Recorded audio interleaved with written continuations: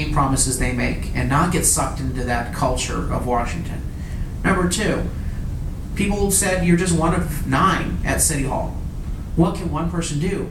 I was elected on a losing minority, 2-6, 2 Republicans, 6 Democrats, but we still got the bulk of my fiscal recovery plan through the city council. And so if you take a look at what Ted Cruz is doing, he's a freshman senator. He's certainly creating a lot of stir. So I do believe one individual can make a difference. And it's a question of whether you're willing to stand your ground, whether you're laying out common sense ideas, not worrying about political consequence, not worrying about partisan advantage, but just trying to do the right thing, and then trying to get out there and educate the American people. We're getting a good amount of national media already in this race, and I think that will continue.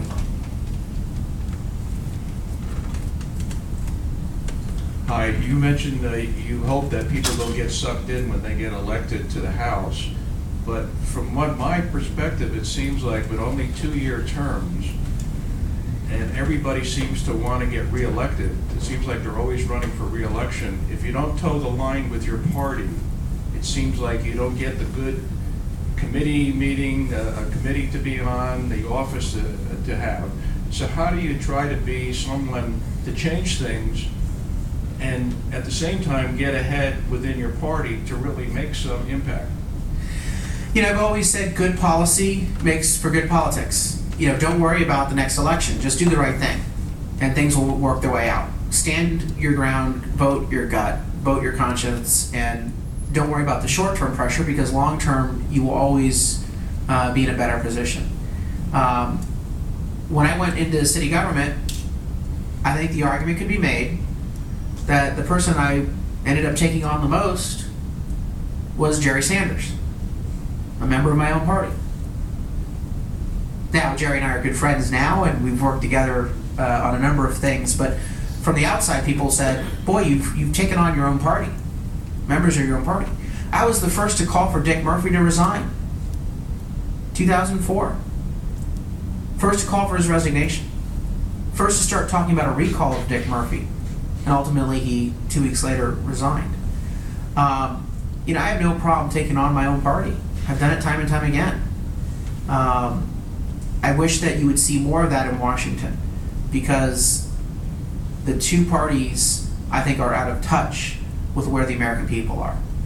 People are basically disgusted with all of the above, and we need to get back to what's the problem. Let's be honest about the problem, and let's embrace solutions irrespective of who gave them, irrespective of what party label might be associated with them.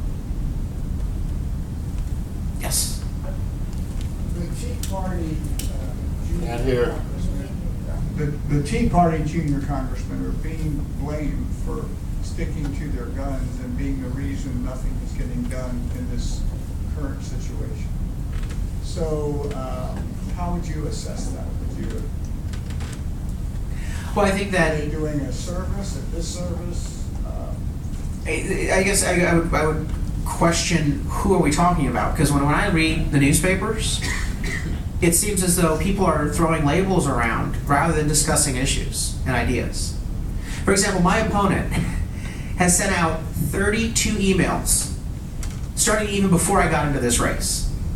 Every single one of those saying the word extreme and Tea Partier. He hasn't talked about his own ideas for solving problems. He's just called the other side names. And so, you know, I think one of the things that we've got to insist on is stop the name calling. What's your idea to solve the problem? Okay, we know that you're going to call the other side's names. What's your idea to solve the problem? And I don't think you see enough of that in Washington. So I think that a lot of times you see the name calling substituted for reasoned, rational, considerate dialogue on the solutions to the problems, and that's where I'm going to focus on. So you're not an anarchist? He's called me so many different things. I mean, hey, you know, you got a pro-choice gay environmentalist running here. I mean, but I'm extreme, as according to Scott Peters. He's basically, I guess, gets to decide who he's going to label and how he's going to label them, irrespective of the truth or actual position. Yeah, go ahead. It's a big subject, but what is your foreign policy philosophy? Foreign policy philosophy is read the Constitution, first and foremost. Our Constitution lays out balance of powers, roles and responsibilities for the federal government, limitations on federal power. Second, national security should guide every decision. If it's not in the direct national interest of the U.S., if it does not enhance the American security, then we shouldn't be involved. My heart goes out sometimes for situations around the world. As a human being, you can't help but just be torn when you see suffering in another country, when you see a civil war that's out of control. But our country cannot become the world's police person. We have to judge our foreign policy from the standpoint of how does it secure the United States of America? Because what you're asking us to do is put men and women on the line in harm's way. If you're going to put our men and women on the line in harm's way, if you're asking them to be separated from their family, then there better be a damn good reason why you're doing it. And that's why I believe in a very controlled and accountable and defined role for the federal government when it comes to national security. I would have been against the Syria intervention. I did not see it as a national security threat directly to the U.S. It was a terrible situation. Nobody wanted to see that behavior going on. As human beings, our heart goes out to them. But it does not relate to a direct national security interest. And number two, it didn't seem like there was a plan to win. It looked like it was lose, lose, lose. No matter what we did, there was no upside for the situation. And so when you're looking at use of force, you have to pass the first test, which is it's a direct national security link. And the second test is if you're going to put men and women in harm's way, you better have a thoroughly thought out plan for how you're going to win, how it's going to actually be a successful journey. Yes, go ahead. Carl, part of foreign policy would be foreign aid, which is at an outrageous level while we're still struggling in our own country. I'd like your views on that. I do think that we are spending too much on foreign aid, and there's a lot of waste. And that's one of the low-hanging fruit items in the budget that we should prioritize for reform. But when you take a look at our foreign aid, for example, to Israel, Israel has been a long time, generation after generation ally to the United States. I believe having that relationship is important to our national security because it's in a region that has so much instability. Israel does a lot more in that region for intelligence and works with us on the war on terror. So I think that aid helps. But one thing that you may not know about that aid is that the vast majority of it is a loan that Israel is repaying. It's a loan. And the use of those funds to buy equipment manufactured here in the United States, defense equipment, that then is shipped to Israel for their national security as part of our partnership. And so I think that there are some parts of that budget that are working, so don't throw the baby out with the bathwater, but there's a tremendous amount of waste in the foreign aid budget, and I think we need to sharpen the pencil and look there for savings. Go ahead. Carl, thanks for being with us today. So you touched on Syria just a minute ago. I wanted to follow up with a question, and I think the reason why President Obama said that we need to get involved in Syria is because he probably opened his mouth too soon and drew this red line, and now he had, in any event. So now we've got this red line involved with Iran, and they're obtaining a nuclear weapon at what seems to be a very fast pace. What's your view with respect to any involvement that the United States needs to have in preventing that from happening? Well, I think that we have a policy as a country in all aspects that we want to limit the number of countries that have access to nuclear weapons. At the same time, we have pursued a thoughtful policy with other countries like the Soviet Union to disarm and reduce our nuclear portfolio. That's the right direction to be going in. We are in a different world today than we were in 1945, 1949, 1952. So the policy of standing firm and preventing Iran from using nuclear technology and weaponizing that technology is the right policy, and I would firmly support every reasonable effort to prevent that from happening. I'm intrigued and cautiously optimistic by some of the statements coming from the newly elected president of Iran. There seems to be some inconsistencies there. So I think that the fact that the president is willing to talk is a good thing. I wish if he were willing to talk to the newly elected president of Iran on the issues that divide our countries, that maybe he'd be willing to sit down and negotiate a reasonable budget that reflects our priorities. So let's see if we can encourage that. But at the end of the day, in Iran, the president can only do so much. The Ayatollahs have vast control of that country, and I don't think you've seen a significant shift in philosophy or ideology from them. So I would say our policy should stay the course, that we have to be no nonsense and tough on the nuclear weaponization of Iran.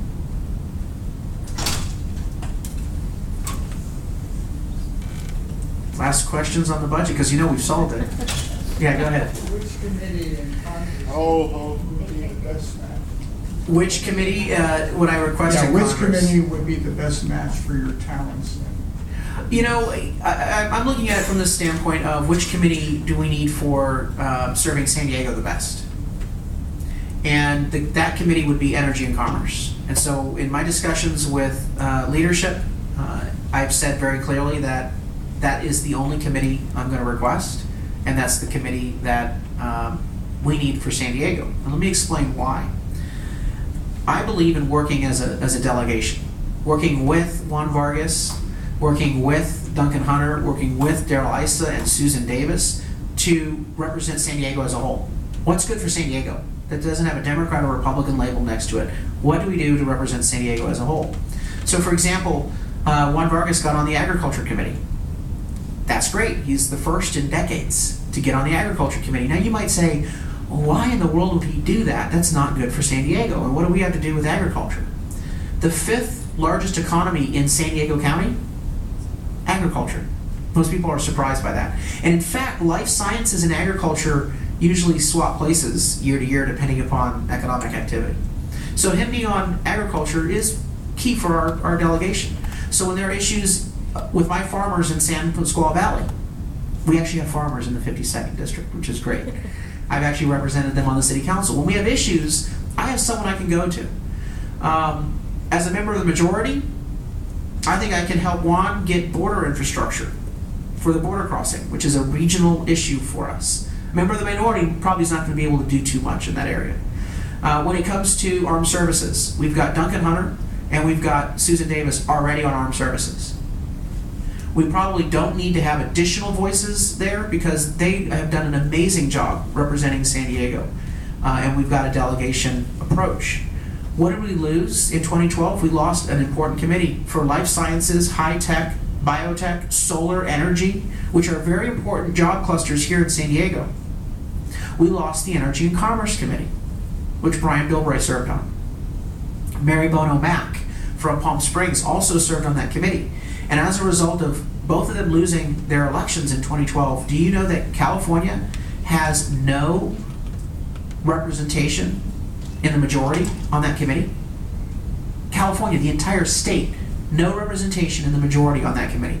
And yet you have Silicon Valley, you have high-tech, biotech, solar as so important to our economy. No representation. And so I think that's important for our region, that I get that committee slot and work with that innovation sector to make sure that we have good policy and that we can encourage job creation. Now, people said, well, you're a budget expert. You're all about government reform. Shouldn't you pick the budget committee and government reform and oversight, those two committees that have a lot of jurisdiction? My response to that is, I don't need a committee to be an expert or to have a role in those areas. I'm going to speak my mind. I'm going to lay out ideas in those areas. But I need to look at what can I do to serve San Diego from a regional standpoint with my Democrat and Republican colleagues. What can I do for the economy here? And the Energy and Commerce Committee is critical that we get that back for San Diego.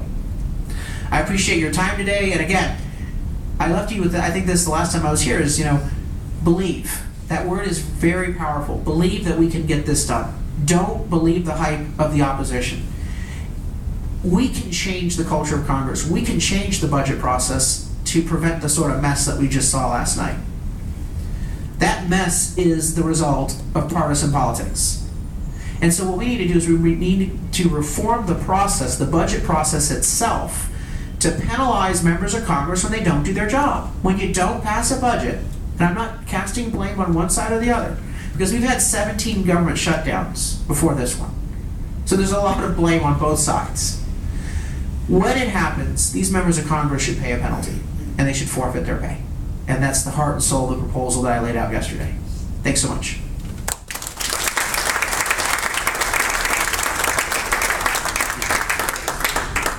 I don't take gifts, so I'll give this back to you guys and raffle it off. Thanks a lot. Thank you, Joe. Carl DeMaio, thank you.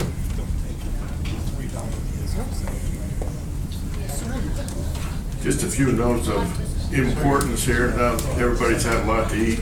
I sincerely apologize for the screw up. It's beyond our control. Pete tried to back us up and get some pizzas in here. We couldn't do it in less than an hour. So we're just high and dry at the moment. One highlight we have today is one of our members going to give his Who Am I?